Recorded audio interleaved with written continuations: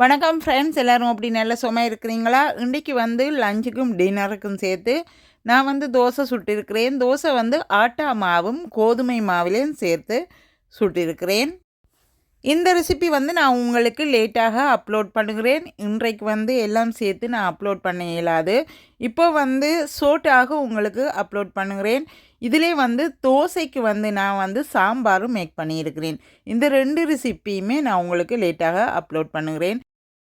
Sambar powder வந்து நான் தான் வீட்டிலேயே எப்போவுமே வந்து மேக் பண்ணுவேன். அந்த ரெசிபி எல்லாம் வந்து நான் கொஞ்சம் டைம் எடுத்து உங்களுக்கு அப்லோட் பண்ணுகிறேன். இப்போ இந்த தோசைக்கு வந்து சூப்பரான ஒரு சாம்பார் மேக் பண்ணியிருக்கிறேன். சாம்பார் பவுடர் வந்து நான் வீட்டிலேயே தயார் செய்து மேக் பண்ணுற சாம்பார். அதனாலே தான் வந்து இது ரொம்பவுமே நாங்கள் விரும்பி சாப்பிடுவோம். இன்னும் ஒரு வீடியோவில் உங்கள் கூட இணைந்திருப்பேன். நன்றி, வணக்கம்.